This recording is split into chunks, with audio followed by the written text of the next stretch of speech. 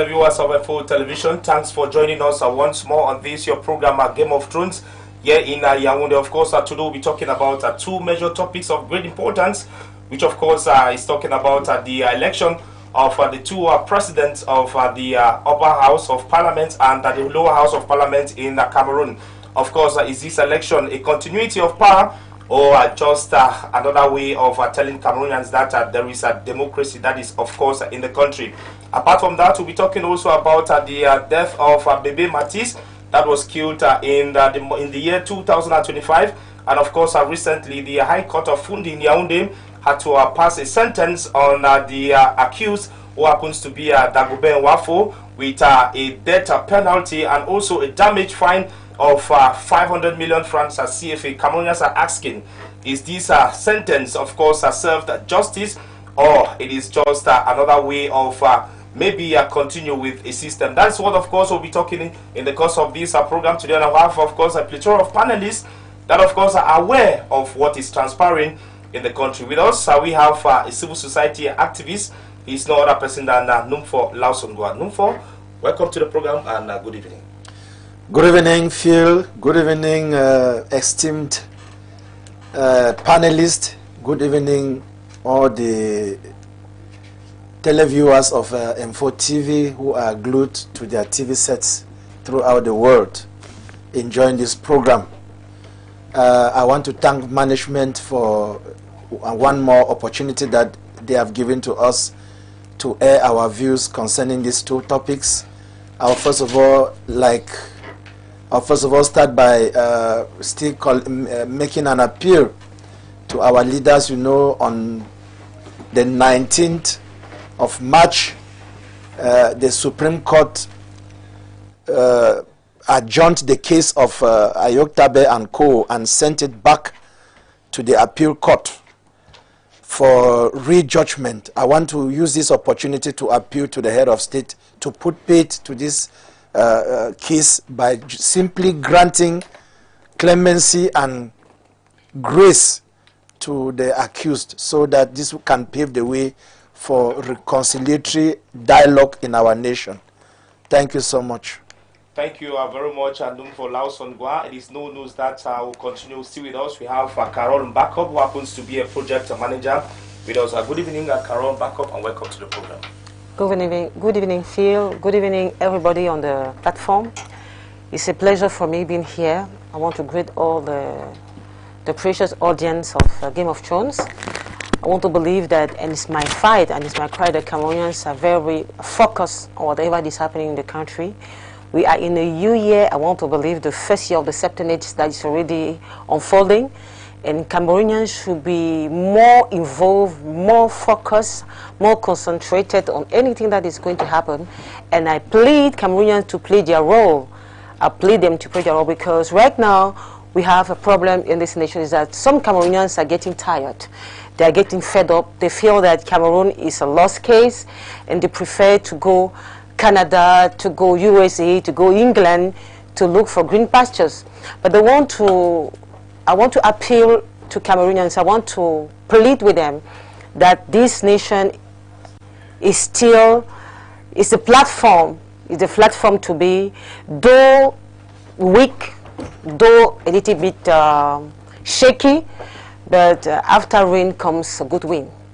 That's what I believe. Of course, after the rain, yeah. There is also a sun. We have still with us a barrister at law, and also who happens to be a civil society activist. He's no other person than Barrister Michael Lekelefa. Good evening, and welcome once more to the program. Good evening, Mr. Enche. Good evening to my co-panelists. Afternoon, of course. To my co-panelists, and good afternoon to... It's obvious that it's your first time to participate on the program during the afternoon, so that's why it is a bit confusing to you. But right on. All right, thank you. And my greetings to the fellow viewers of M4 Television. It is my pleasure to come for this program, which on this topics which are very touching today, burning in our country. Thank you very much, Barrister Lekelefa Michael. I just want to appeal to our televiewers that my voice isn't that good enough, but by the special grace of God, we'll continue based on unforeseen circumstances that is unfolding back in Yaoundé due to the weather condition in Cameroon's political capital. And of course, there are others who will be joining us in the course of this program. But before we divert and give to you what we do have for you as menu tonight, let's do have this transition and be back in a moment.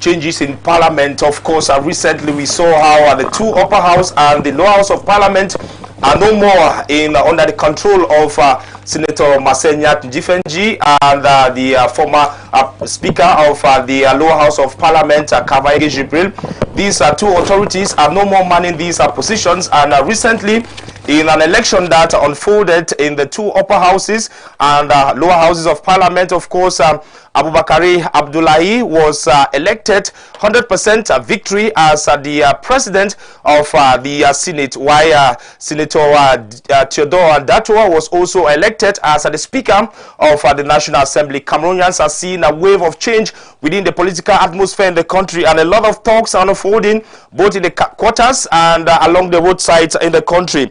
These parliamentary change, of course, Cameroonians are asking, is it a continuity or a disguise? As of course the majority of these upper and lower houses of Parliament, we're talking about the parliamentarians, had to vote for these two presidents to man the positions, and the majority of the parliamentarians are of the CPDM, talking about the Cameroon Democratic Movement, headed by the national president Paul Biya, who happens to be the head of state of the Republic of Cameroon.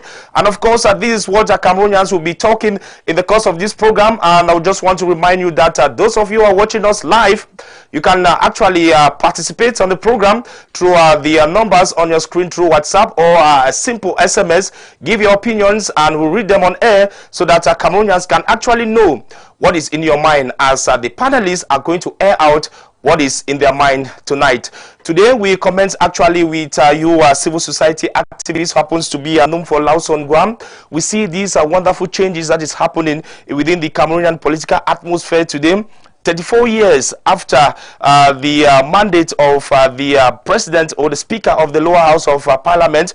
We are talking about Kavaege Jibril. He was in that position since 1992, and 34 years after, we have a new speaker of this house who happens to be Theodore Datum, and he's coming at this particular moment. At the upper house of Parliament, we're seeing Abubakari Abdullahi, who happens to be the former vice president of the Senate, and he's taking the leadership after Marcel Nyatin Ndifenji, who happens to man this position since 2013. Do you see any political change, or do you think it is just a continuation of the power that be to manifest its programs or manifesto as it has been over the years? Thank you once more, Phil, for that question. I want to believe it is continuity in disguise, but with hopes for a better tomorrow. You know, these changes were long overdue, and they were expected by Cameroonians for a long time, considering that the Right Reverend Kavaege Jibril had been there since 92. By the time he was living, he was 86. Panyan Jifenji was there since 2013, and he is 93 years old. These two individuals, you know, their ages and their health did not permit them to give their all to the functioning of these two institutions, and that created a lot of inertia. We saw a lot of incoherence, especially when it came to the person of the Speaker of the National Assembly during official events that represent that institution. We saw the number of incoherent speeches and activities or actions that he showed, he displayed, which did not augur well for that august institution. So there are changes on the 17th of March. Those changes that came to the helm of these two houses were long overdue and they were welcome. It is a historical moment. They are historic. And you know, Teodoro Datuo is the 4th Speaker of the National Assembly since 1972. So that house, the National Assembly has a history of longevity over positions in that house. So the coming of a 66-year-old man, in my opinion, is something to be reading home about. It is a good thing. But when it comes to the aspect as to whether these changes will bring in democracy, I want to have some doubt, in the sense that the power broking or the person who is in charge of this system, there is one person who is in charge of bringing change in this system, and that person is the head of state, His Excellency Paul Biya. He's the only one who can determine whether parliament will change or not, because he's the one calling the shots. Even but they were democratically elected. Yes, they were democratically elected, and you know the list, the name came from the executive. It was not the choice of the members of parliament who just sat and said, no, we are going to choose Teodoro Datuo. No, that name, the name came from the Politburo of the party. Was it a bad decision? Well, it was not a bad decision, but that was why we are saying that for parliament to change, and to display democratic principles, you know, in Cameroon, that change can only come from the head of state. He is the one who determines whether there should be reforms or not. But if left to the leaders themselves, like the speaker, they don't have any margin of maneuver to bring changes into that house. Thank you very much. Only the head of state can do that. Thank you very much. I'll come to you. You're just joining us, Changvi Roosevelt. You are a local development expert and also an economist. It is very obvious that you witnessed this historic moment in both the upper and the lower houses of parliament. And we see that Cameroonians are saying that the two people, though were being elected by parliamentarians, they will be appointed or selected by the executive power, talking about President Paul Biya. Do you think that there is another idea behind this appointment before election, because they were being elected unopposed? Do you think that there is something behind this election or appointment, and Cameroonians are going to still witness the same system despite the presence of new faces and new energy? Thank you for giving me the floor, Phil, and sorry for being a little bit late. Too many exigencies. All right, so I think the coming of the new president of the National Assembly, of course, we all saw it online on TV. It's sparked a lot of tension, a lot of celebration for others, a lot of discourse here and there. When you talk about tension, there was no tension. People were very happy welcoming the situation, because it was a change of face and energy. So there wasn't any tension. Not for everybody. You know, some people will look at it differently, you know, from another angle. When I say tension, and what are you looking at it? From what angle are you looking at it? No, the thing is, this issue of party discipline, because you asked the question, is it progress for democracy or continuity in disguise? It is very certain that we have been seeing it for donkey years in our nation, that our politicians, they respect more of party ideologies than what the people need. So I think it's kind of a continuity, because the former speaker made clear that the executive have serious hand on the executive. You know, there are 3 organs in any state. You have the executive, the legislative, and the judiciary. And in our context, it is very clear the executive have a lot of powers that they exert on the others. The parliamentary, which is not left out. So because of party discipline, of course, they made their choice, which is Teodoro. And when they came now, since they have the majority, he was elected as the president of the National Assembly. As the Speaker of the National Assembly. Yes. Roosevelt, it is very obvious that during this election, the parliamentarians, both from the opposition party and the ruling party of the CPDM, they were very happy, and we saw how the one of the major opposition political party leader, who happens to be an honorable parliamentarian at the National Assembly, O.C. Joshua, was very excited. He was very happy and was applauding and even lifting his fist as a power to the people. And he was very welcoming. He was welcoming such changes, such a wonderful thing that is happening at the National Assembly within the Cameroonian politics. Do you think that with this atmosphere right now in Cameroon, the opposition, we actually have a better platform to speak as compared to when the others were there? Well, I doubt it, because the opposition still has a majority.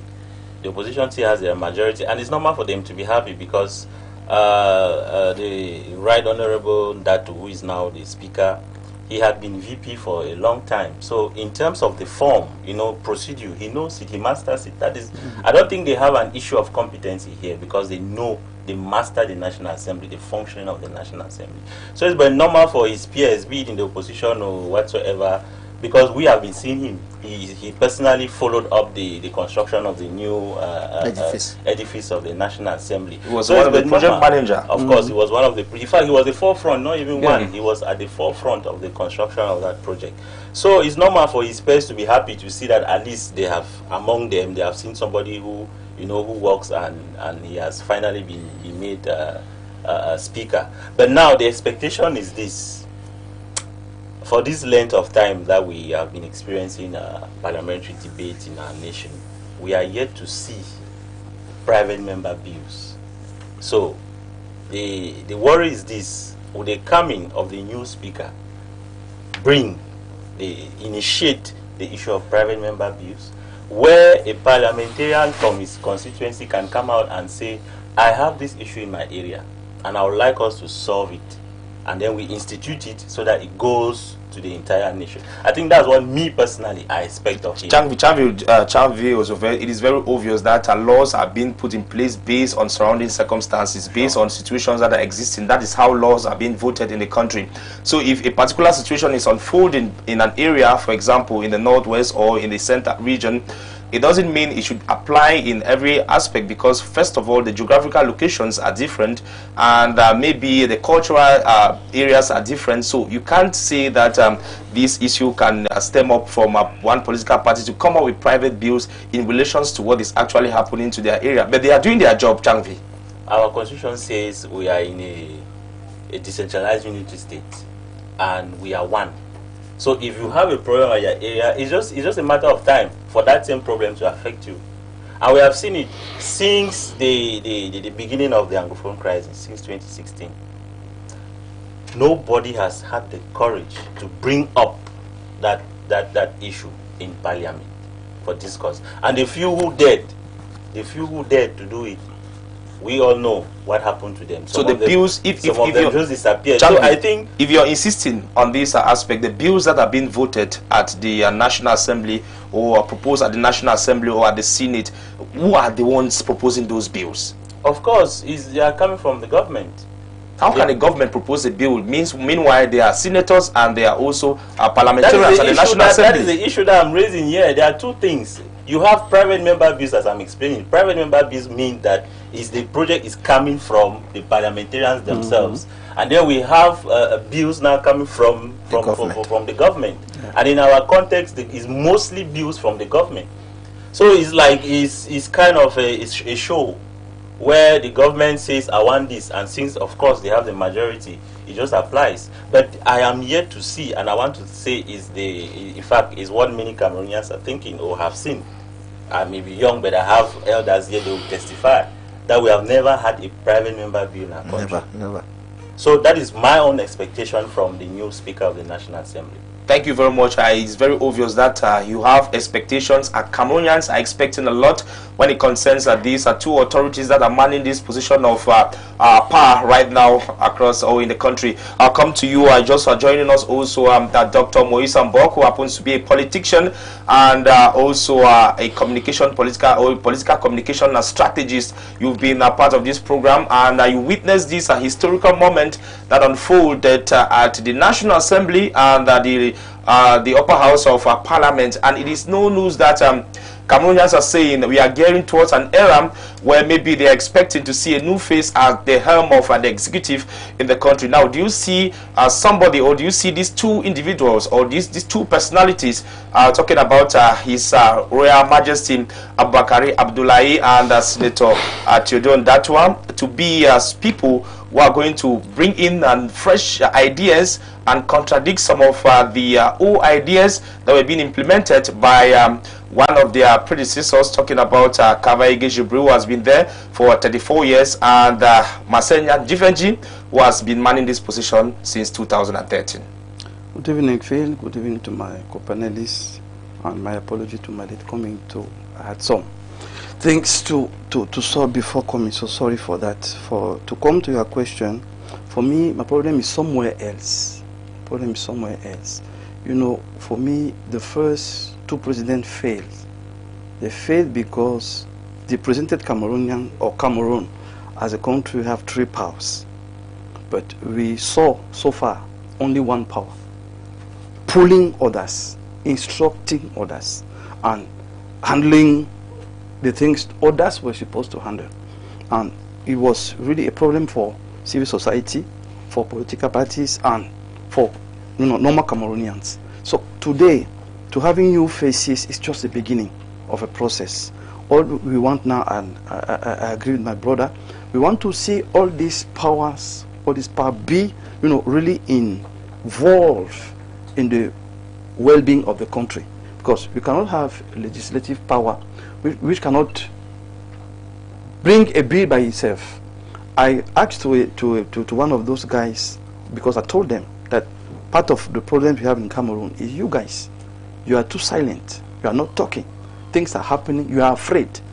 But you represent us. What are they afraid of? I asked the question. And guess what? He told me that when they want to address an issue, they will write first of all to the president of the parliament. He is the one in charge to say yes or no, which is wrong. It's not supposed to be so. As a deputy, you are supposed to, you have the freedom. You have the freedom to address an issue. You have the independence to address an issue. So far, they are not doing that. But they work in synergy, Dr. Moise. It's not synergy. It's not synergy. It's working the way they want, not the way the people want. We want our issues to be addressed by those guys. They are represented by the people. They are representatives of the people. So if they are working in synergy, it means they are representing the 10 regions of Cameroon, Dr. Moise. What kind of representation are you talking about if they are working in synergy? Why are you contesting their synergy? They're working in synergy. That synergy is a real failure. Because the crisis we have, for instance, in the Northwest and Southwest is almost 10 years now. Yes.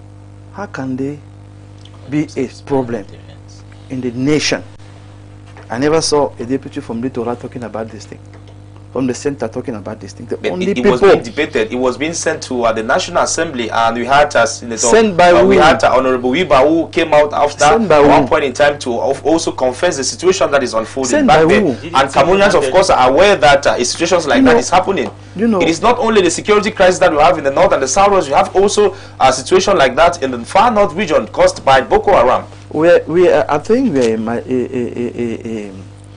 a grown-up country as far as politics is concerned, development, and I want to say as they say in French, concert des nations.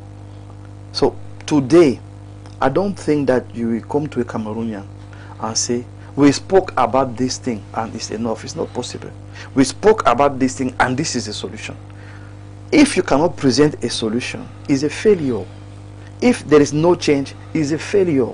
So for me, changing faces is good, because at least to have people that represent you and that are sound and they can work, that is wonderful. But to continue, we expect from them to really address national issues, to really bring out bills by themselves, to show that there is a change, to really address the situation and ask for solution, work for solution, not just for formality. So as far as we can see the problems far north, Nozo, and other problems, they're not addressing them as the people want. They address them as they ordered, as they want. That's why there's no solution. So for us today, we are not in the debate of men. You're not in a debate of tribes. You're in a debate of solutions. What are the solutions those people will bring? That's where we are heading. If they bring solutions, then they will bring a change. And now I think President Kavai failed to bring this legislative institution to a power. In the Senate, it was the same thing. We never heard about any bill brought up by the Senate. Never. They will just sit down, talk by themselves, bring the TV, take some pictures, and that is it. Where is the decentralization? They are out there to reinforce decentralization. Out where? Out to where? Out to where? We are all Cameroonians. We are all Cameroonians. Where? Where? A lot has been done in this particular aspect. Nothing is done. Thank you very much. We should not lie to people. Nothing is done, and we expect them now to do something. Okay, of course, we have two major identity. We have two major power who are manning this position right now. It is no news that Cameroonians are expecting more, but we'll continue with Carol on backup. You happens to be a project manager and also a politician. You are the lone female on this set this very evening. It is very obvious that you witness this historic moment in Cameroon, and Cameroonians are asking a lot of questions as people also are talking along the corridors that a lot of reforms are coming. President Pobia had to mention this during his address to the nation on November 6, 2025, when he was taking oath addressing Cameroonians. And it is no news that some of these reforms are coming. He even promised concerning cabinet reshuffle. Cameroonians are waiting, and it is no news that with this transformation within the institution that we have, we're talking about the National Assembly and the upper house of Parliament, the Senate. It is no news that those things promised by President Pobia has come to pass. These two people that are now manning the position of responsibility in Cameroon, do you see them as capable of handling issues that concerns the lower house and the upper house of Parliament? Thank you, Phil, for the question. And it's sorry to smile a little bit because I used to paint all this figure. We are talking about a country old of, it's already since 1961 that Cameroon got its independence. So we are talking about an the French Cameroon got it in 1960, and that's what I said, 1960 and 1961. Okay, so we talk about an old man or an old woman of 60 years that is asking basic questions. Okay, we are talking about basic questions. Nobody, I think the problem we have is that we are laying emphasis on the person of that Honorable Datua or the person of the President of the Senate. It's not a problem of men. It's a problem of institution. What are the laws? What are the values? What are the codes surrounding or gathering the National Assembly or the Senate? Carol, it's on that we are talking about. Carol, please, Phil. Carol, this question is very pertinent. Are these two houses of Parliament independent? They are independent, but the problem is, do they know their job description? Do they know why their National Assembly or their Senate? That's the point. Do they understand exactly what is demanded of them? Do they understand exactly what it means to be a National Assembly? I started my speech by saying that it is 60 years, I mean more than 60 years of existence. They saw the life of Cameroonians. They are the birth of this nation. So they are best placed to know exactly what Cameroon needs to stand. But at the dawn of all of this, they are dormant. They are doing nothing. The only person that is working here, excuse me, is the head of state. Executive is doing this, executive is doing that, executive is doing this. The National Assembly is dormant. Senate was just born, so I just want to put Senate aside because it's 13 years of its existence. I'm talking about the National Assembly. Since 1960 and 1961, they are present. What are they doing? We have many laws. I mean, there are three main objectives, or their main reasons of living is passing laws. That's why they are there. Is overseeing the governance of all these ministers and the presidents, and respecting the situation of the population. I mean, appealing for the population. And since we have started existing, because we are not still, Carol, are you seeing a change, Phil? Are you seeing something showing that we are moving or we are getting to somewhere? Carol, back up. It is very obvious that in 2025, the Minister of Secondary Education and other ministers were at the Senate to back up to defend some of their budget and so on and so forth. And it is very obvious that since that activity, a lot of things has actually changed. This, of course, is a clear indication that the Senate is out there to inspect the actions of these government officials, and it has been done and proven. But why do you keep saying that the upper house of parliament is not doing anything? Phil, thank you. You mentioned something very pertinent. You told me, you said that the Minister of Secondary Education was at the Senate to defend the budget. We have a country where we take 80% of the budget of a nation to put in functioning. 80%. You don't know what it means. That is, you take 10%, you put in investment. Look at our schools. Do we have normal schools? When I talk normal schools, it's a basic school where a child can sit. He has everything he needs to be a proper student. Do we have it in this nation? We have it in Cameroon, backup. We just name, no, please. We have primary schools in Cameroon, backup. We have gift that was being... we have buildings. We have buildings. We have teachers that are stemming from... we have what? At state universities. Are you seriously saying that we have teachers? Of course, they were being enrolled through entrance examinations, and they are occupying these positions. Please, Phil. You can't condemn to that. Except you want us to say what suits your ears. But we are talking about the real problem of Cameroonians. We are talking about the basic condition of Cameroonians. I'm a parent. I have 4 kids. When I'm talking about studentship or schoolship, I talk with proofs. I'm asking you, are part of private schools, and even private school, they are not homologated. They are just, somebody will get up, he will be in schools and put his condition. And you're talking, you are telling me that we have school in Cameroon. Nobody is being controlled by anything. Somebody will get up today and say, this is how we function here. But the next child that is next to your door will live here and go 50 or 70 miles to go to school. It's because the government is not controlling anything. Because the National Assembly, which is their house, the mother house, that was supposed to put those laws. Normally a child is supposed to go 15 kilometers to go to school. We have schools in Cameroon. We are talking about schools. We have primary schools that are now, of course, in various villages. Cameroonian students, peoples, have access to these institutions. They are there, Carol. If you keep saying that there are no schools, what are you trying? Listen to what I'm saying. Don't put me in what you want me to sit. I'm saying that we have buildings, but the system that is like coaching those schools is no more. Everybody is doing what he wants. Can you imagine a child will leave BMSC to go and school in Mendon? When the child comes back from school, he's tired. Normally the Minister of Secondary Education and Basic Education was supposed to take off that. Nobody was supposed to have schools whereby a child will go and come back easily to rest. That's what I'm talking about. You are talking about buildings, good buildings, but the structure inside, the system inside is not serving the good education of the children. That's what I'm talking about. You are talking about defending the budget. What are we doing with money in all these ministries? What are we doing with money? We're talking about the Ministry of Young, Youth and Civic Education. What are we doing? How many youth will tell you that through my ministry I am moving today? Through my ministry I am standing today. Ministries are there to orientate the youth, not to give them job or whatsoever, Caron Bako. Sorry? They are there to orientate the youth. What are we talking about orientation? Orientation is what for you? Yeah, it's part of it. What is orientation? Orientation is telling the youth that this is what you have and this is what we can do with you and promote you. That you can stand as a success story for the next generation. What are they doing? We are taking 80% of our money, our sweat, and we give to them for them to buy good cars, good houses, and build their homes. But the system is dormant. Now, today we are laying our eyes on 2 men.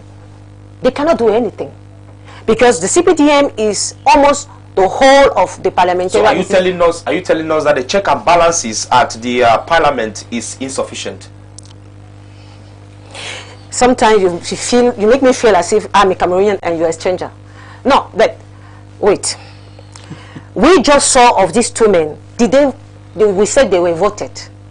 That's what we say. But we all know they were chosen. And that's the problem I have.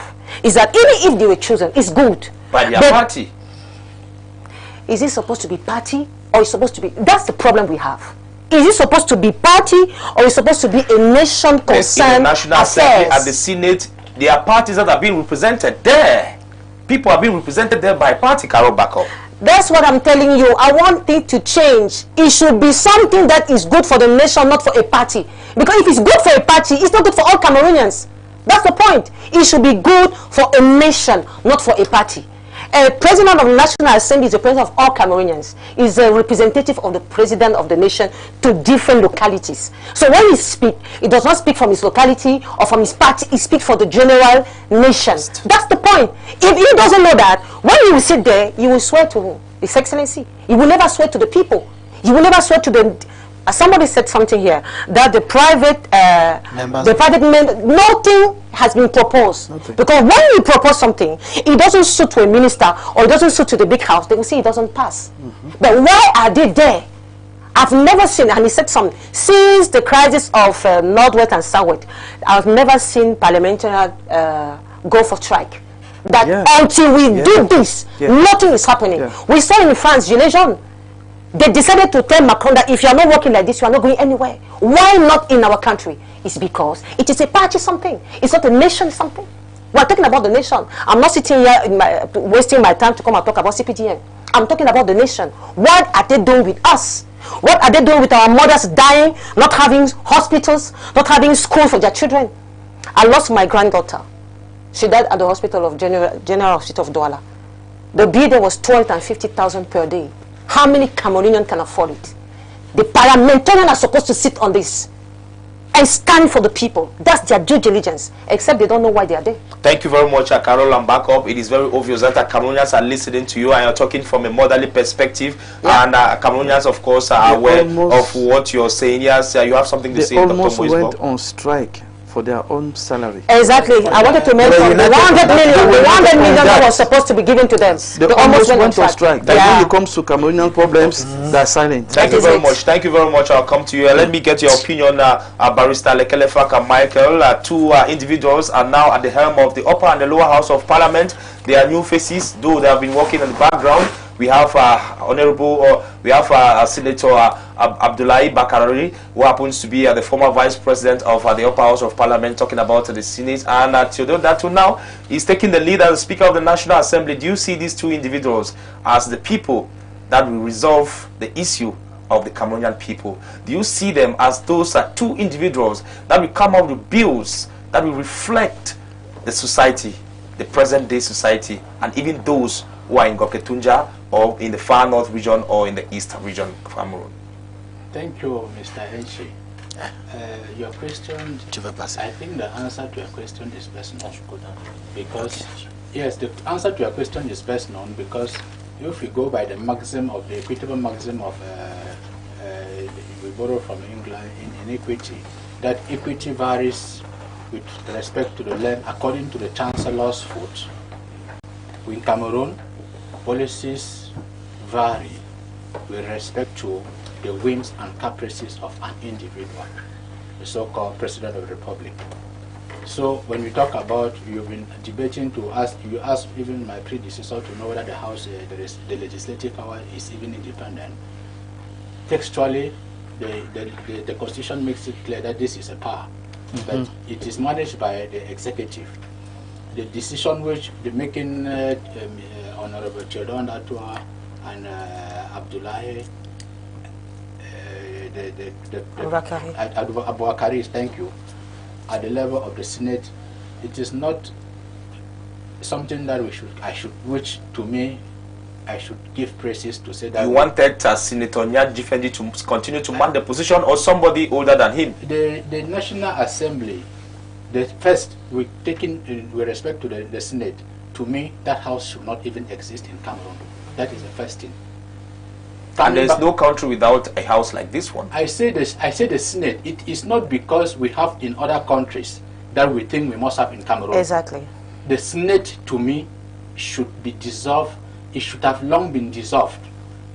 The National Assembly, which we are talking today, if we are even decrying today what happened, the aftermath of the long stay of President Paul Biya and other like, down to 2008, because parliamentarians who do not know their functions, but only to go there in order to make a better life than other Cameroonians, they had the guts to go and amend the constitution in the interest of an individual instead to look at the interest of the nation as a whole. When you keep saying that they do not know their function, what do you imply? Does it mean that they have been there just as clappers? The functions of parliamentarians today, like Dr. Mbo was talking about when there are emoluments, the advantages that they had to, they almost went on strike because of the February salaries, benefits or salaries.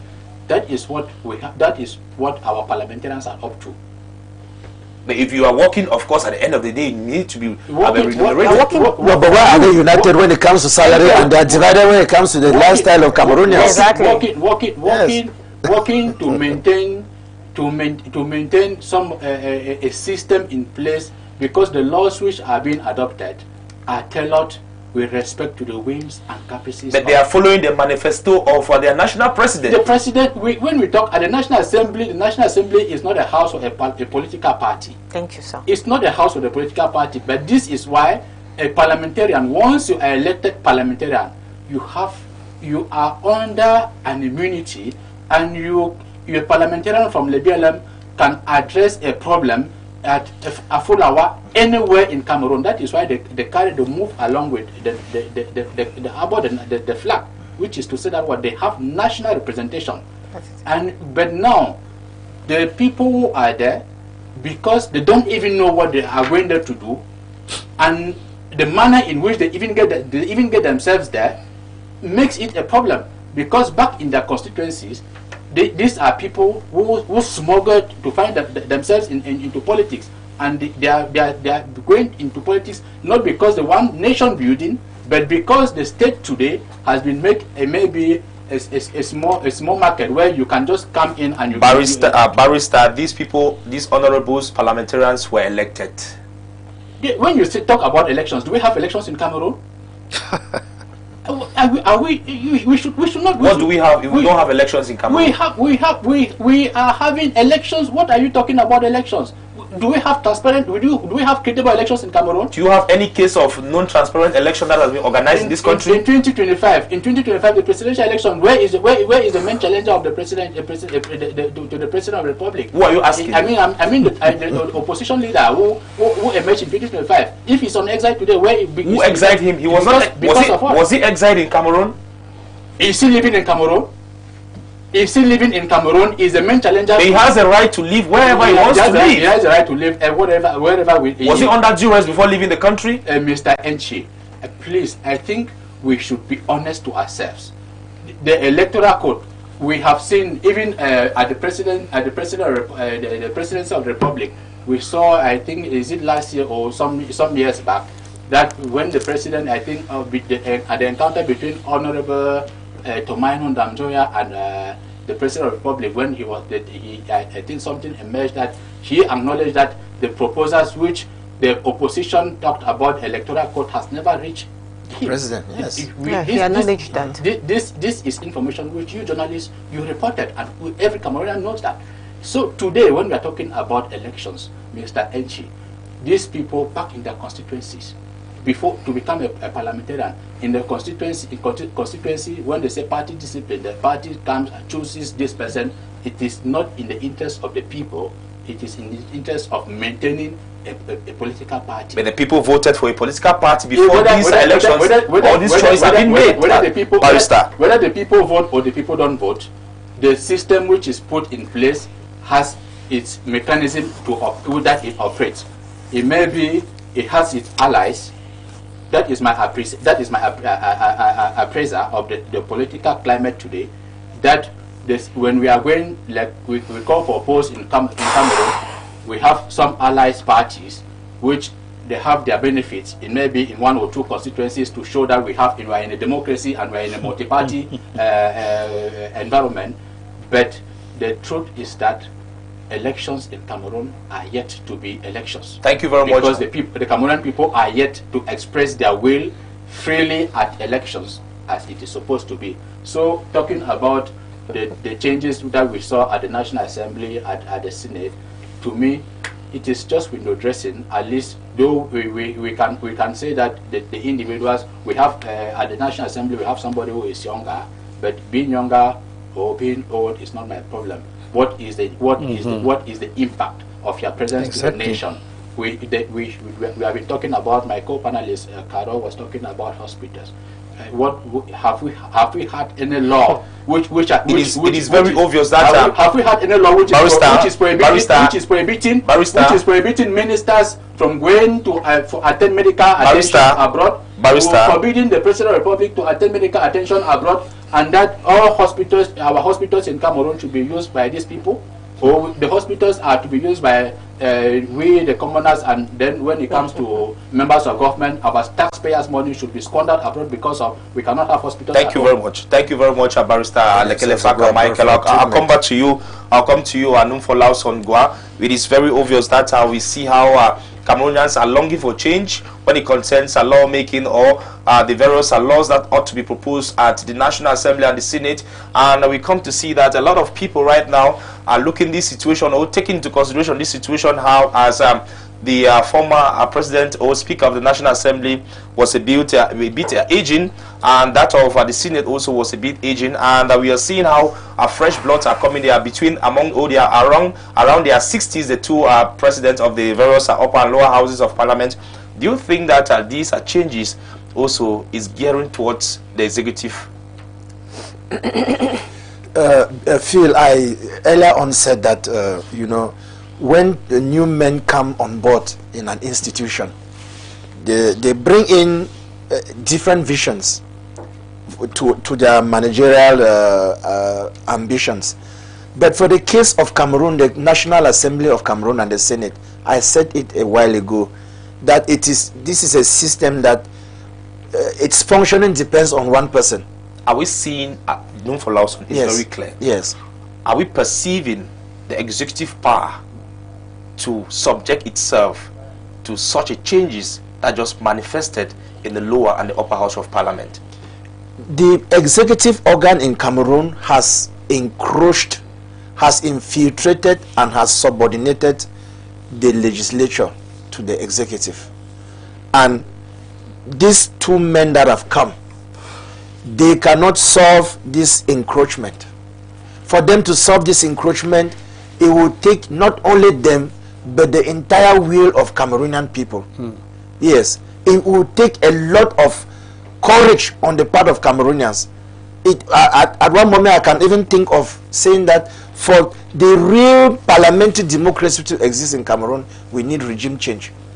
Except that the President of the Republic, who is the one who controls the system, decides that he really, since he's on the twilight of his life, he wants to leave Cameroon as a really democratic country, as he told us. But that he wants to be remembered as somebody who brought liberty and democracy to Cameroon. But apart from that, I think that these two men on their own, they cannot bring the changes that we want. What are those changes that we as Cameroonians will expect for a parliament that thinks that it should be a democratic parliament? We need a democratic parliament that elects its bureau once in 5 years, because doing it every year gives the executive the ability to manipulate the people who are controlling parliament. That yearly renewal of the bureau is a dictatorial method used by the executive to control the legislature, which is not good. I think the new people who have come on board, they cannot muster that courage to change that law whereby the executive of the Senate and the National Assembly should be voted only once in 5 years. They cannot do it. Only other forces can do it. Phil, I want to let you know that the Anglophone crisis that we are experiencing today, the cause of that, part of the cause of that Anglophone crisis came from Parliament in 1984.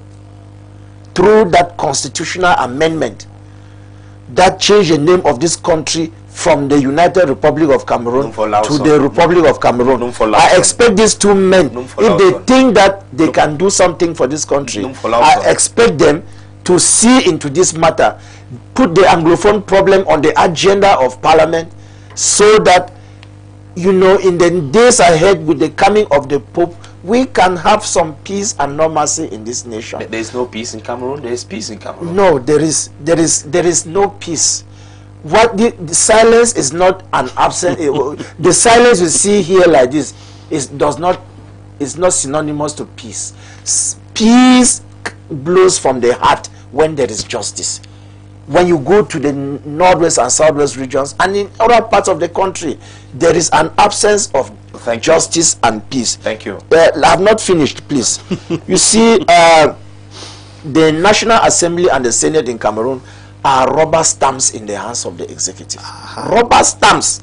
Let me explain what I mean by rubber stamps. You cannot imagine that the law states that bills, the finance bill should be tabled 2 weeks before their scrutiny to the members of parliament. 2 weeks, so that parliamentarians should study that bill for 2 weeks before the bill is brought into plenary. But what does the CPDM do? What does the government do? They bring the bill today and ask parliamentarians to scrutinize the bill. But these people are the representative of the people. Why is it that they are not debating on that? No, why are the bills not brought in 2 weeks before time? And each time the bills are brought in on the same day and the members of parliament are asked to debate on the bills, you see, there is nothing they can do, you know. So they are just in a fait accompli.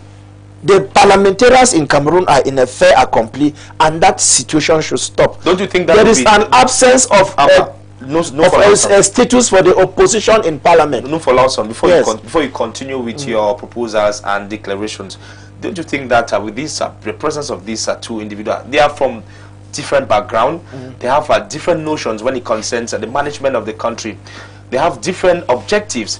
Do you think that these people will be influenced actually by the head of state, President Paul Biya, as they unfold, as their activities unfold within the two houses of parliament? They can only do something good through the goodwill of President Biya. That's why we are praying that the blood of Christ should touch the heart of President Biya, turn his heart of stone into heart of flesh, so that he can, imbibe some of these good ideas and allow these new men to bring changes. But sir, they can resign. If all the parliamentarians in this nation decide to resign because nothing is done according to the people, things can change. Why do you think? Accomplice, for me, they are working for the government. They are working for the president. And that is the more reason why during elections, they can resign. That is the more reason why during elections they are invested. There are no primaries in their party. That is it. Yes. They are just handpicked from the party and sent. The Senate president is not an elected senator. He's an appointed senator. That is it. Yes. He was being elected. He's been elected. No, for Lawson. No. He was being elected. He is an appointed. He was appointed maybe by the party, but elected by the Senate, by the entire universal suffrage. No, I'm talking about his position as a senator. He's an appointed senator. No, that he's an appointed, but yes, elected by his peers. Yes. That is why we're talking about when you're talking about election, and you say in a house which is talking about a house of democracy, an elected and appointed official coming to command elected officials, which means it's not normal. An appointee, he decides, an appointee works with respect to who he that appointed him. The person who appointed that is him. it. But an elected official at one point in time would be responsible to his electorate, because just like the president of the republic is, if he is elected by the Cameroonians, he is accountable to Cameroonians. So too a parliamentarian who is elected by a Cameroonians is accountable to Cameroonians. But in respect to the National Assembly or the Senate in particular, where an appointed senator becomes the House Speaker of this House, the President of this House, he is answerable to the person who appointed him and not it is because they, of course, they won the election in their various constituencies. So the party that is in power ought to have the authority to appoint a senator from that. No, the case of the new Senate president, you know that the law states that 70% of senators are elected and 30% are appointed. So he is one of the 30% that was appointed. That law is even bad. That is why that is why we are saying it must be dissolved, because we cannot be talking about democracy and we are talking about giving elections. Then we say we are appointing. So the issue of checks and balances between the executive and the legislature is highly in favor of the executive. Exactly. Yes, that has encroached too much on the powers of the legislature, and the legislature has just become, you know what they call in French, une chambre d'enregistrement. Thank you very much. Thank you very much. I'll come to you. Barrister Lekelefaka Michael. Let me get the opinion of Chanvi Roosevelt and others. It is very obvious that we are coming to the first end of the first phase of this program, and it is very obvious that when it concerns politics, based on the historical moment that Cameroonians are facing throughout the national territory and across the border, Cameroonians really wants to participate. I just want to let you know that you can get in contact with us, or give your own opinion, or send across your own opinion through the numbers on your screen, through WhatsApp and SMS, so that Cameroonians actually, or those of you who are watching in the houses, can actually send across what you have as opinion to those who are watching in Cameroon and out of the borders of this country. I'll get to you, and Chanvi Roosevelt. You are an economist and also a local development and expert. I just want to put this to you. Do you think that with these two members of parliament, the economy of Cameroon, based on laws that are going to be, or Cameroonians are expecting, do you think that will be voted in the coming days so that the economy can transform for what we have today and become what we are expecting in the days ahead? Well, in terms of voting, they voted the finance bureau already. The finance law since last year, which stood at about 8,000 something billions. So all we expect is that there should be some scrutiny, because you know we have three forms of control in our country. We have administrative control, which is done by the executive. We have legislative control done by parliament, and judicial control done by the audit bench of the Supreme Court. So at their level, they have the power to control. But now the problem is that we hardly see them. They come at the end. They just come and they just bundle things and give them. They will just tell you the revenue from custom is this. Now, I don't know if they give them a way for them to control that this revenue that you people have given us, is it actually the figure that you have given? We are yet to see the mechanism that the parliamentarians use to get to know the exact. So those are some of the issues. They just clap the settlement deed into law. They just clap it to law, and these are some of the changes that we expect. That control, that parliamentary control, should be taken seriously. Are you perceiving this as laxity? Well, I would say it's an issue of institution and an issue of the executive having a lot of power and the encroachment and the like Mr. Lumfo earlier said. You cannot have a bill that is supposed to be tabled in front of parliamentarians 2 weeks before you born, and that is bulky. We are talking about hundreds of pages. Then you come and give it to fathers of 60 and 80s who have visibility issues already. Because it's obvious. When you bond, what do you expect them to do? That's why most of them, when they sit there, they listen, they just get up and they are clapping. Are they forced to clap? Are they forced to go in until they can resign? Clapping because one, the volume is much, and the deadline was not respected. And I want to think almost all the bills that pass through Parliament are the same. So I am expecting from the new speakers from both houses that they should enforce this issue of parliamentary control, and particularly to the Senate. I have this problem with the Senate because it is said that senators are in Senate to represent a particular region or the regional local authorities, or the authority that they come from, which is different from parliamentarians. Parliamentarians, they represent the whole nation. It's true that they are voted from their constituency, but now the main objective of a senator is to accelerate decentralization in Cameroon. You said it earlier. Yes, they have voted the laws. Are those laws being implemented? How do they follow up? 20 years already. Who are those who vote the laws? Who are those who constitute the laws? And this is the problem. We have a school that they call the National School of Local Administration, NASLA. That was have been created. The students have been trained with state money, but now they are in the house. What have the senators done about it? Because that's decentralization. So I'm expecting them to say something up, because they say they are waiting for a status. How can you train somebody for 2 good years?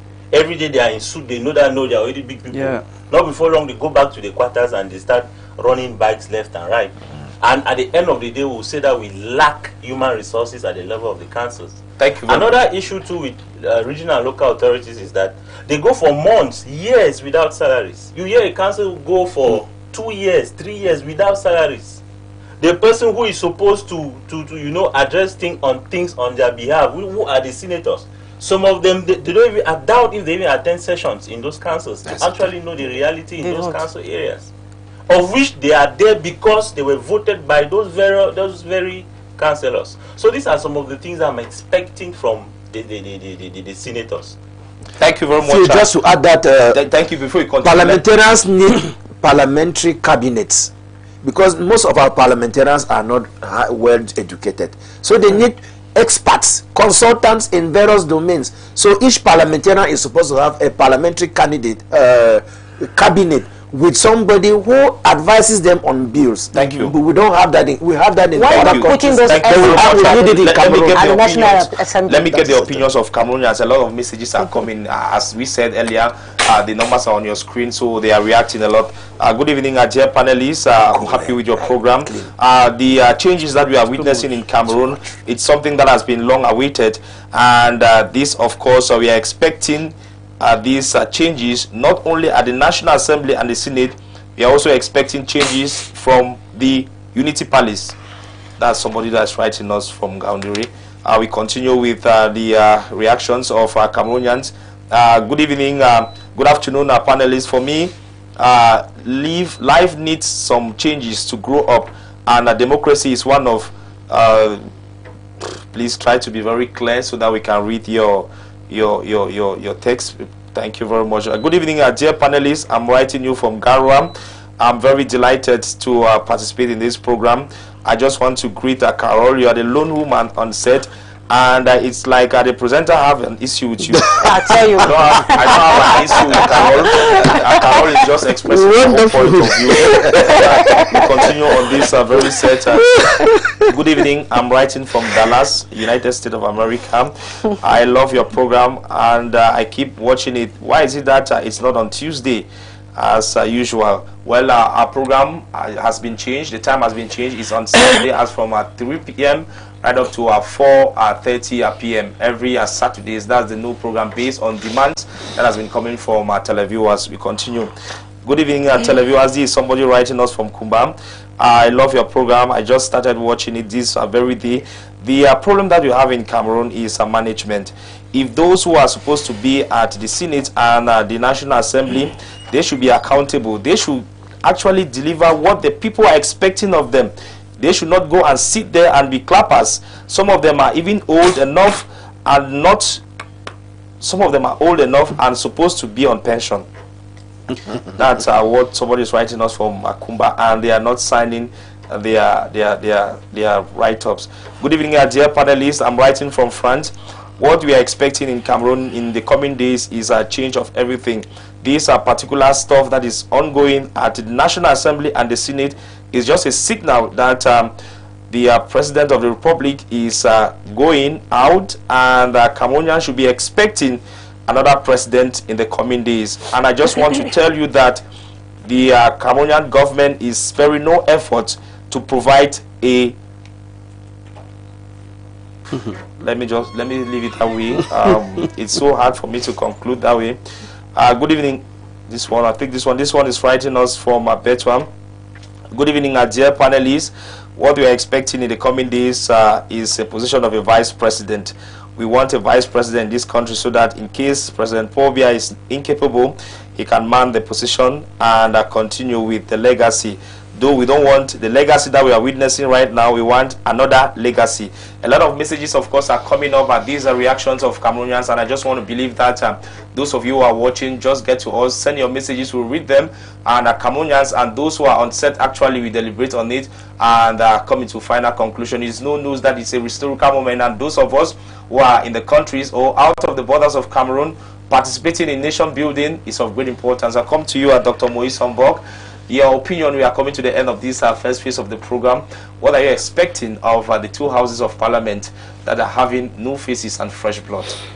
The first thing, when you hear what everybody have said, is that the CPDM must understand that we are not living in campaign. It is a time for campaign, and it is a time for work.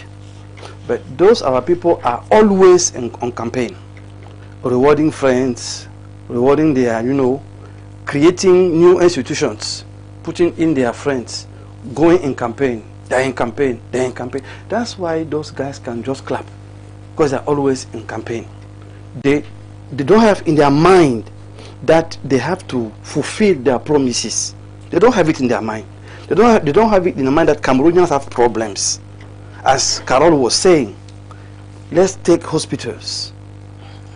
Can you imagine the former president went to Turkish to sign a convention with an hospital there, but the Minister of Health here in Cameroon told us that the standard we have already in Cameroon is the same like the US. Why are they mocking? I mean, those people, I don't understand what they are saying. And now, Cameroonians, they don't want institutions. They don't want to talk about men. They want to see things in their lives. But now that these two houses of parliament have already installed, and Cameroonians are very happy, even the parliamentarians and the senators, they are contented to see these are new faces.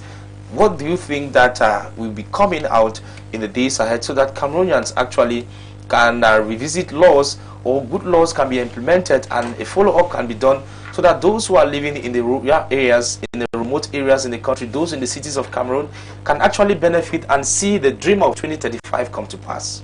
Only Mr. Paul Biya can do that, and I agree with you. Only him can send laws. Since those guys don't know how to bring out bills, let him do with his cabinet what he can do, and let him prove to Cameroonians that I've heard your cheers and I want to do something, and I can do something, and this is what I want to do. Thank you very much, Dr. Moise Mbok, a political communication analyst. I'll come to you a few seconds, Barrister. Just a few words. What are your expectations seeing these two houses of parliaments renewed right now in terms of leadership? Yes, my expectation is just like one of the... In a few seconds, please. One of the viewers wrote in the message saying that there should be expectations at the level of the Presidency of the Republic. If it is occurring to the President of the Republic that if he acknowledges that those people are old, that they cannot more save the nation at the level of their respective houses, he also should take that awareness that if others are old or were old, he is more than old for Cameroonians. Thank you very much. That's your opinion, and you take responsibility for that. Carol, on back up a few words. The new National Assembly, the new Senate, expectations in the days ahead. All we desire from our representatives, because they are our representatives, is to speak for us. It should take action for us in various departments. The basic department in the Cameroon here is education, is relocation, good houses, is foster for school, because we have young guys that have finished the school. He said something pertinent, but they don't know where to go. The parliamentarians are there to make sure our students don't even look for jobs. There should be law, and there should be actions taken from them to make sure everything is correct, to avoid violence, to avoid prostitution, to avoid all these the deviances we have in the nations. Thank you very much, Carol. Back up. Last word. What are your expectations? Fight against corruption by setting up a commission to pry into the CAN gate, the COVID gate, and carry out many more issues in terms of human rights, respect for human rights, and then they should be courageous enough to seize power from the executive. Power is not given, power is seized. Thank you very much. Thank you for Lawson. Although we're not promoting violence here, and that's our own opinion. Yes. And those who are watching us, of course, are we are Bantus. We are Bantus. And it is very obvious. Power is seized. For Lawson, it's very obvious that those who are watching us, of course, your information has been sent across, and they know what to do. And the house is functioning, is operational. And those who are at the helm of activities, they are very intelligent to go across or go about their activities. I come to you, Roosevelt and Chang V, a last word. The two houses of parliament are already present, new faces, fresh blood. Are you expecting laws of changes, or are you expecting a continuity of what was happening in the past? Like I said, the parliamentarians, all of them, both the member of parliament and the senators, they should go closer to the people, know exactly what the people need, and go and debate it in parliament with all sincerity. Thank you very much. Dr. Moise Mbok, a few words, though you had it already. We want to see change. People want to eat. People want to have jobs. People want to, have good health. What concrete things? Thank you very much. Not just talking. What concrete things? And thank you very much, televiewers. We've come to the end of the first phase of this program, and of course we'll be diverting directly to the second phase. We'll be talking about the death of Bebe Matisse Wanji, who was of course killed in Yaoundé after a serious fight that occurred between his father and a friend in the city of Yaoundé. And of course this is what we'll be diverting into, and it is a very emotional situation as of course a verdict has been passed by the High Court of Afundi in Yaoundé with a damage fine of 500 million francs CFA and a death penalty. This is what of course we'll be examining in the course of this second phase. But before we get into it, let's do have this little transition, and we'll be back in a jiffy.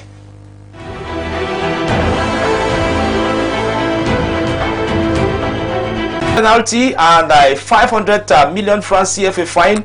Was this actually justice served or exaggerated? This is a question that our panelists will be asking or be commenting on this very evening, as the case has been of course exported from the High Court of Afundi. It is no longer at this jurisdiction, and Cameroonians, of course, some of the defense team of the accused are now thinking of filing for an appeal and contesting the decision of the Court of Afundi. It is no news that this decision that came out, some Cameroonians are finding it not, of course, comfortable, while others are seeing it as justice served. A situation that was, of course, made mothers, parents, and Cameroonians or caregivers in the country saddened. And today, Cameroonians are asking, what kind of society are we living in? Is such a situation continue, or is it going to continue in the country? Are Cameroonians going to be entertaining situations like this with a 6-year-old child unable to defend himself in front of a gigantic individual who happens to possess a knife, weapons of destruction, and distort his life?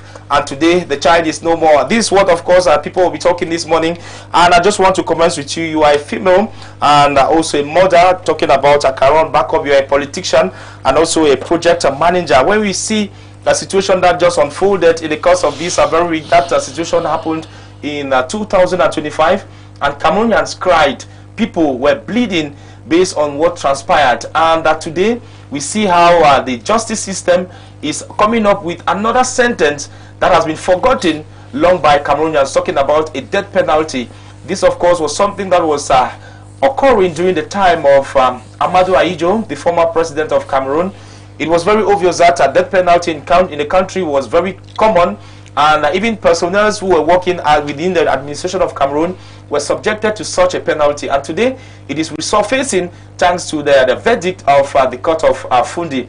Now tell us, do you think that with the demise or the pass away of this young 6-year-old Matisse that was executed by this gigantic Philistine by the name Dagobert in the country, do you think that with a death penalty and a 500 million francs damage awarded to the family as fine, do you think that was actually something highly appreciated by Cameroonians?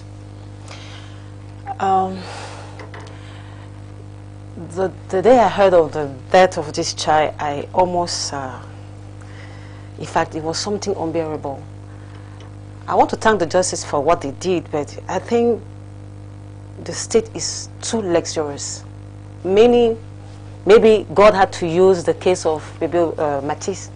You remember the name of Ernest Wanji, one of our nationalists that fought for this nation. When I saw that name, I felt that he came back to tell the government that we should stop joking with life. Okay, many children died. More.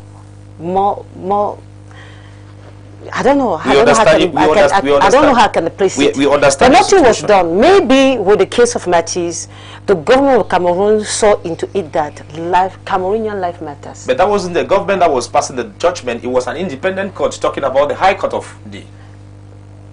Phil, the government of Cameroon is responsible of the state of Cameroonians. Justice depends on the government. Everything depends on the government. Yes, they did their job, but I think they did it too late. How many years today children have been dying? Raped, abused. Nobody shook from their seat to do anything. Okay, with the death of Bebe Matisse, I want to believe that they recall the fact that these children are our continuity. If we die today, they are the one to take over. If they are not more today, it's as if we are saying Cameroon is going to an end.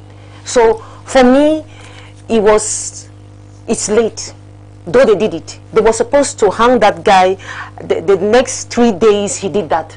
Because that was not the first person the guy killed. I want us to remind that 2 people died before the case of Baptiste came up. And nobody did anything. Was he the one that was responsible for that? Yes, he was the one responsible. But people were afraid because he's protected, he was covered by whosoever, we don't know. And those are the things we need to stop in this nation. Children, people supposed to be, look in France or in the United States, when somebody, that one person died, the whole nation is noise all over for one person. In our nation, thousands can die.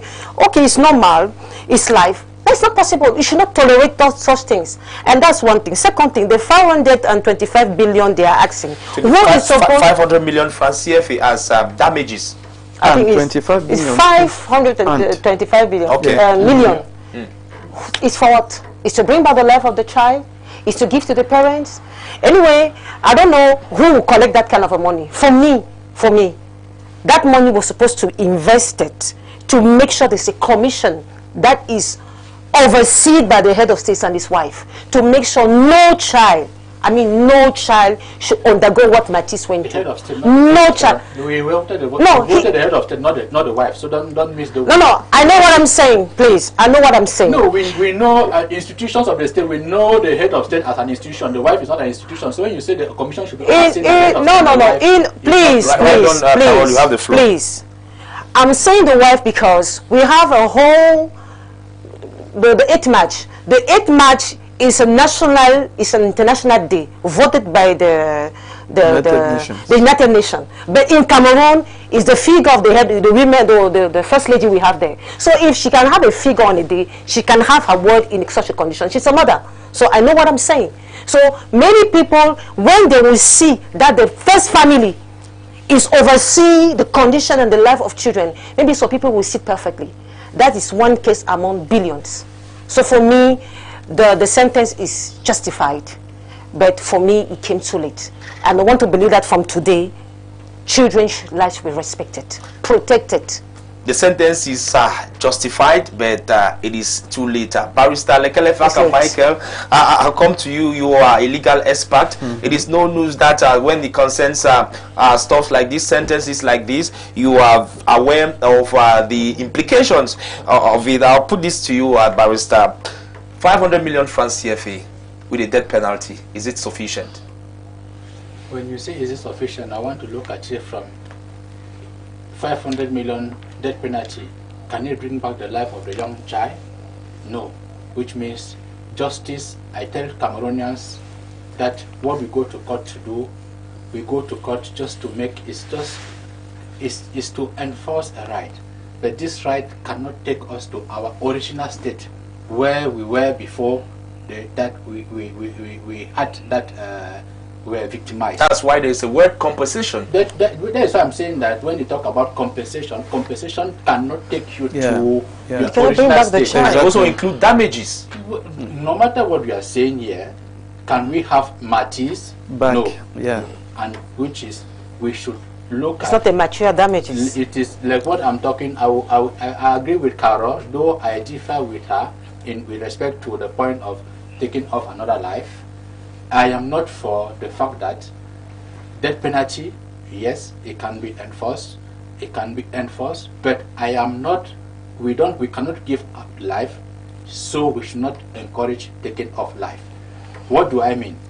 If we have a government which has not been so adamant to the living conditions of the people, we have a government which was taking care of its regalian duties, then Cameroonians would have been living harmoniously, that issues like the death of Matisse would not have occurred. Barrister So Michael, yes, if you keep saying that, it's like you are telling Cameroonians that the actions of Dagobert Wafum was instigated based on the situation. It's because of the lawlessness. When you talk about the two others, is it okay by you, barrister, to see a grown-up man, if you have a conflict with a friend, why don't you affront your friend or confront your friend face to face? Why transfer the aggression to an individual that is not capable of defending himself? It is alleged that he has done that before and he was free. He has had other Cameroonians has fallen his prey, and he was walking freely because of the fact that he committed the previous murder cases.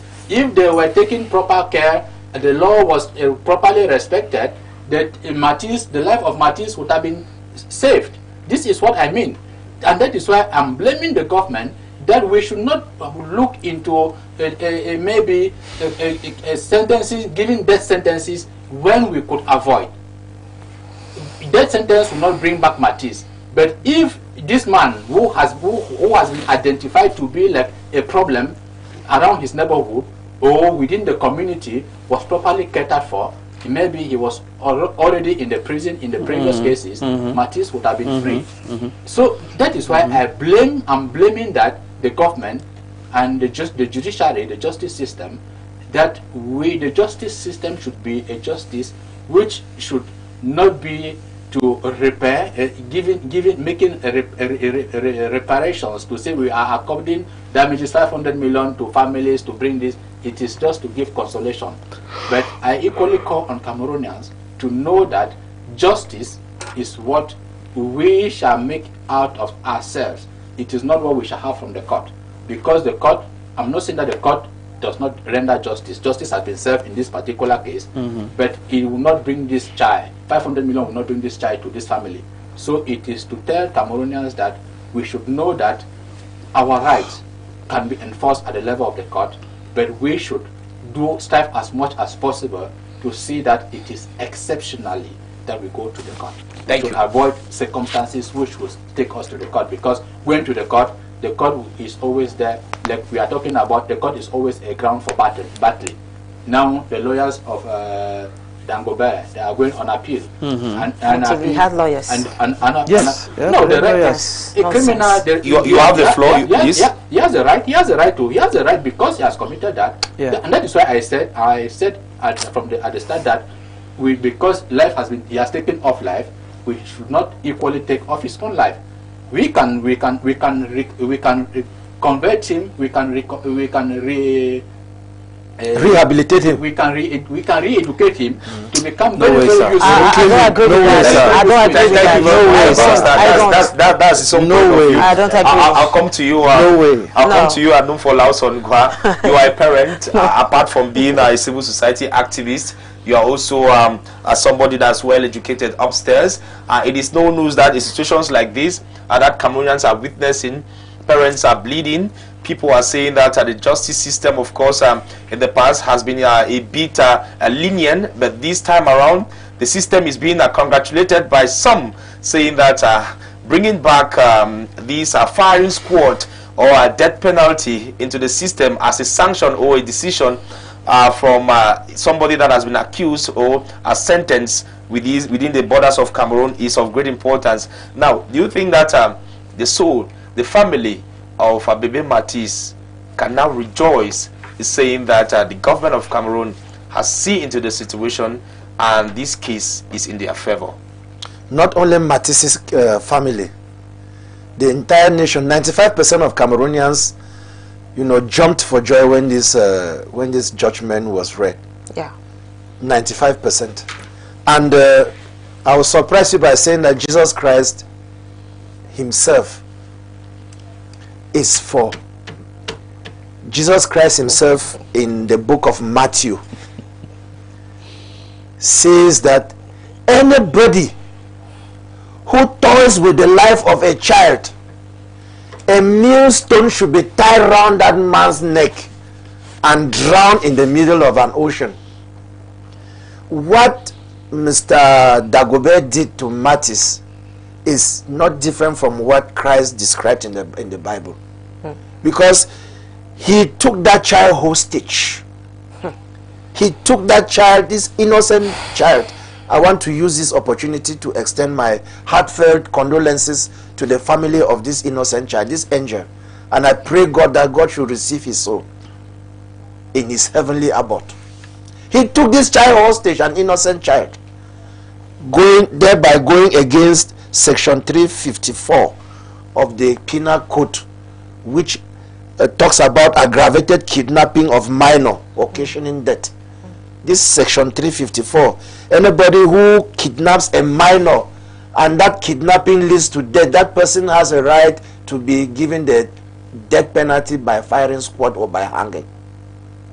So what Mr. Dagobert did, Christ is for the fact that he should be given a death sentence. A millstone should be tied around his neck and be drowned. Don't you think that the judgment is too severe, taking another life? It is not severe. If Christ says that let that a person like that who takes away an innocent child should be killed, why should it call it severe? It is that. Let me finish, please.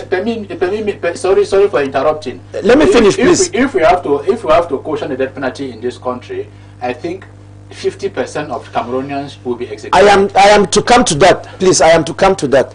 Right on, you have a few. Yes, I am to come to that. I was saying that this crime needs the death penalty, not only from a spiritual, from a biblical perspective. The Bible also says to forgive, to err is human, to forgive is divine. I have chosen my own side and I stand on it. I have chosen my own side and I'm with Christ. What Christ said in the book of Matthew, that tie a millstone round the person who takes a child hostage and that child dies. Tie a stone right around the man's neck and drown him in the middle of the ocean. The Matthew's death was caused with premeditation by a huge adult with premeditation. Philistine. Section 276 of the Penal Code condemns him to death. Murder with premeditation. Yeah. He should go in for it. 276 is life penalty. Thank you very much, Anu, for Songwa. Thank you very much, Anu, for But now, what we are saying is the death penalty in Cameroon should not be selective. We should not be talking about death penalty in Cameroon from a selective perspective. All those who have murders, all those who cause abortion. No, not even that. Like everything that is extrajudicial killings that are going on in the news, such people too should be given the death penalty. Thank you. Massacres, thank you. those who kill bishops and pastors and so on and so forth. Thank you. They too should be given the death penalty. Thank you very much. It should not be selective. We know that Cameroonians know that you are a civil society activist and you keep defending the interests of the people of Cameroon and out of the borders of this country. I'll come to you, Nachangvi Roosevelt. It is very obvious that you are connected to issues like this, and you have a family and people who are subjected under your authority. Now tell us, do you think that this issue that is unfolding in the country, seeing a 6-year-old child, a death that is stemming from an argument between a father and a friend, and rather than resolving your issue within the circumstances that you started your issue, you had to transfer the issue to the person's house. Now you didn't see the person in his house, you had to remove knife, go back to your own house, get a knife and come and stab a child of 6-year-old that is defenseless, and he's dead. And today we see a decision that is coming from a court in Yaoundé giving a death penalty, bringing out over 500 million francs CFA as charges or as damages. Now, do you think that the government of Cameroon, at the end of the day, or the judicial system, condemned by some, saying that it is very weak when it comes to decision making, do you think that Cameroonians right now can regain confidence into this system? Well, let's first of all look at the cause. We live in a society where man or the human being has become an animal. Aristotle said this some time ago, the philosopher. That man is more of an animal than the animals themselves. And we are experiencing it now. It's not only at the level of killings. But don't you think that he was emotional? He wasn't doing it within his reasoning faculty. That's why I say it's madness. That's cannibalism. Yeah. How can you have a problem with somebody in the bar? You are drinking your beer in the bar. You take time, you walk, you go to the person's house and kill the person's child. With a knife. With a knife. Stabbing several times. Madness. But don't you think you're becoming emotional rather than being objective? It's not an issue of being emotional. It's pure madness. It's not supposed to be accepted, and that is why I stand for the decision. And I want to say it's kind of a reawakening for our judicial system to give such a sentence. And I want to seriously congratulate the judges that gave this decision. And I want to say they should be protected. The judicial system is supposed to remain this independent. Because it's something that we Cameroonians have been looking for donkey years. There's a lot of laissez-faire. Now, bringing in a death penalty at this time when we see how the political atmosphere in Cameroon is changing, do you think there's a signal behind that? Well, we have become more of animals, so what we need is harsh, tough rules. That's what we need. You know, to change Cameroon now, we need to be tough. We need leaders who are strong. We need a judicial system that is powerful than any other human being in the country. That's what we need now. In such a way that when you commit a crime, you already know where you are going to. And already it creates a precedent for whosoever is thinking of committing the same crime. But these accused person do have the right to appeal after 11 days. It's flagrant delicto. That man was caught in the act. That's it. Flagrant. I wonder how he has even lawyers to appeal for him. So I don't even know what they are even appealing that for. That is it. That's one must question. Appeal when they talk about fair trial. Appeal the right of the parties to appeal.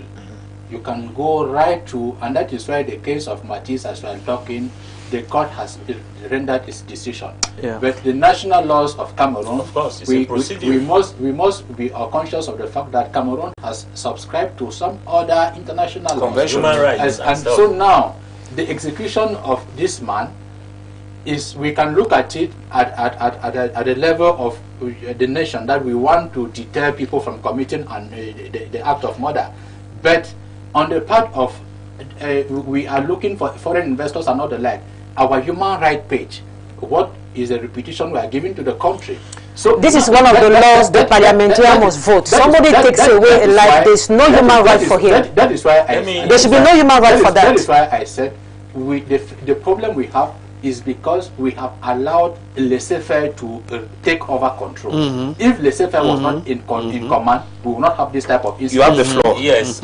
I just want to, this issue of... We are wrapping up, please. Just a few seconds. Of human rights. This issue of human rights is a problem. It's a real problem. When they white themselves, when they accept things, we don't call it human. I mean, how do you accept that homo... I agree with that. And we don't expect us to accept that. And I agree with that. I want to, the independence of the judiciary by really congratulating the Supreme Court for the ruling. They squashed the ruling of the appeal court, that upheld that of the Naira 10.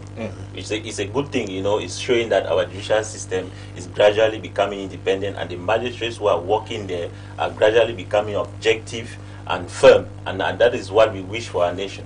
That is, of course, please, Phil, I want to say something. I want to add a little something. I take the opinion of Dr. Moismbok, please. Please, I think the parliamentarian, one of the things they should really do is to make sure when they talk about human right, the first right is about Matisse. He had the right for life.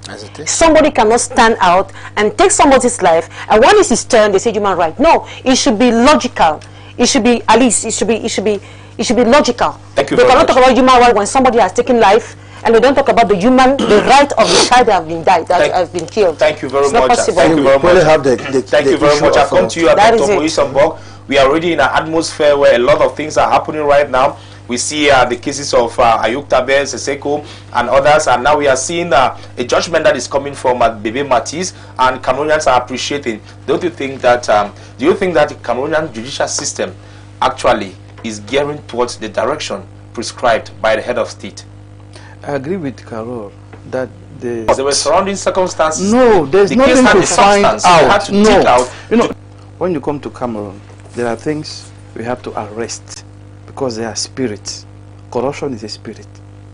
This so you're telling us that we should divert from the physical aspect and go to the spiritual aspect to curve out the situation. Everything they are linked. Spiritual. They are linked. There is nothing physical without the spiritual. So Cameroon need prayers. So of course, we are expecting the Pope in the coming days. In the population, this spirit is rampant. Corruption, impunity. And this man is a cold, wicked murderer. Is used to kill people. Just because of the first case and Matisse case. We don't need another investigation. That is it. That's where the problem lies. Is that we want to apply justice. You have to take into consideration your own context. Justice is to arrest a spirit, not for formality. To arrest, just to stop this laissez-faire, as you're saying. Because the laissez-faire is something that is, people are trying. Small, nothing is done. And then, so to stop it is to bring out something that we frighten all of them. Deterrent. And this thing of Matisse, can you imagine? But why is it that, why is this case so particular? Exactly. First of all, because one of my sons is called Matisse. So it's my problem. And I took it the way I'm personal. We were forced into social medias. I even wrote a letter to the Minister of Family and all of them were silent. All of them. We shouted on this matter. We screamed. We called all of them. All of them were silent. Come on. Because it's just another event. That's the thing. That's exactly that what I happened. said. But your cry has been heard. Exactly. And it was not can you imagine when you were asking to Carola what the government had to do in the matter? Is the SDO that was forced to arrest him and communicate that, hey, listen, Cameroonians, come down, it's already a Kondengi. They are the ones that will communicate about this matter. We followed this thing from the beginning closely. And at the end of the day, they were just like, we have to go through. So you're telling Cameroonians that the justice, the system, the justice, or the decision that was being rendered was influenced by the public, not as an independent institution. Every decision is influenced by something, and population is part of the influence. Yes. If you don't take into consideration, it's wrong. That's why they call how do you say? You have a few seconds, please. You're already no, la liberté, la décision personnelle du procureur. You are free out of his conscience. Your own conscience is part of the influence. So to render a decision, we are taking all these things into consideration: the law, the conscience, and the surrounding circumstances. Because what we wanted to do is to arrest this thing. Can you imagine that if we did that in those days, these women that are killed here and there, this decision could have an influence to stop these men to kill these ladies. So by taking this time, you had the consequences. So today is good, but they can do things faster and arrest the kind of nonsense. Thank you very much. Men are victims of being killed by women also. Thank you. Thank you very much. Thank you very much. It's very obvious that when it concerns death cases, you guys are very emotional and also very intelligent. It's painful and difficult. When it concerns, of course, a 6-year-old child in the country. Thank you very much. Of course, I've come to the end of the first phase of the program. Of course, we are just coming to the end of this, and it is very obvious that you have enough time, maybe sometime later, to talk more on this issue, because it's a really call for consent when it concerns national unity. Thank you very much, Dr. Moise Mbok, for your presence. Thank you very much, Changvi, for your presence. It's not easy, but you made it to the set. Thank you very much, Numfo Lawson, for your presence, civil society activist. Thank you, Barrister Lekelefak and Michael. Thank you, Carol and Backup.